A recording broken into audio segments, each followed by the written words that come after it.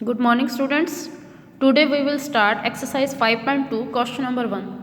Statement is, state the property that is used in each of the following statements. नीचे ये statement दी हुई है, आपको ये दिया हुआ सब कुछ, और आपको बस इसमें कौन सी प्रॉपर्टी यूज हो रही है वो बताना है। सामने ये फिगर बना हुआ है, क्या दिया हुआ है इसके अंदर? इस फिगर में दो लाइंस हैं ए और बी, जिनको दो ट्रांसवर्स लाइन कट कर रही हैं और एंगल्स बन रहे हैं 1 2 3 4 5 6 7 एंड 8। मैंने ये फिगर ड्रॉ किया है। आपके पास फर्स्ट पार्ट में क्या पूछा है? If A is parallel to B, ये जो ए लाइन है, मैंने ये आधा फिगर बनाया, अभी ये लाइन दूसरी मैं ड्रॉ कर देती हूँ। इस फिगर में क्या दिया हुआ आपको कि ए लाइन जो है वो बी लाइन के पैरेलल है, then angle 1 is equal to angle 5। Angle 1 angle 5 के इक्वल है, बट क्यों है? रीज़न देना है कि एंगल 1 एंगल 5 के इक्वल क्यों है। तो ये कह रहा है कि अगर ए और बी लाइन पैरेलल है, एंगल 1 एंगल 5 के इक्वल है, वाई। ओनली आपको रीज़न देना है कि किस प्रॉपर्टी का यूज़ किया हुआ है यहाँ पे। मैं आपको यहाँ पे दिखाती हूँ कैसे बनाना है। मैं ये फिगर दोबारा बना देती हूँ। ये एक लाइन है जिसका नाम है ए, ठीक।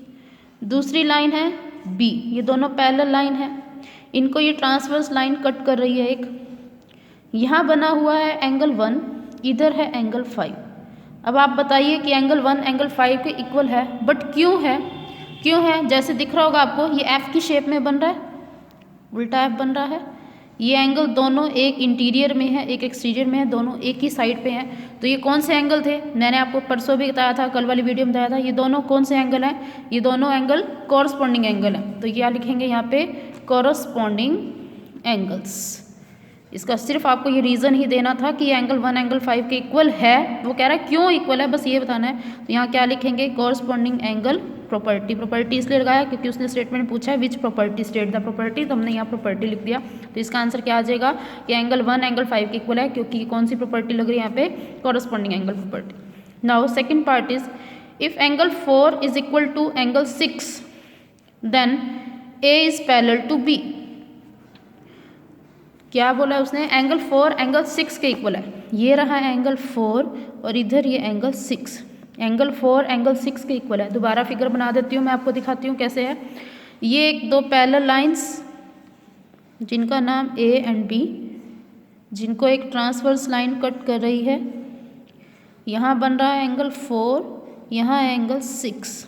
अब बताइए ये दोनों कौन से एंगल हैं? ध्यान से देखिए, ये दोनों एंगल्स कौन से हैं? इंटीरियर पोर्शन बन रहे हैं, एक लेफ्ट साइड में एक राइट साइड पे। जेड की शेप में बन रहा है ये, और जेड की शेप में कौन से एंगल बनते हैं? Alternate interior angle. तो ये दोनों एंगल्स क्या हैं? Alternate interior. और जब अल्टरनेट इंटीरियर एंगल्स होते हैं तब लाइंस क्या हो जाती हैं? पैरेलल। तो इसका रीज़न क्या लिखोगे? Alternate interior angles property. तो इसका आंसर क्या आ जाएगा? Alternate interior angle.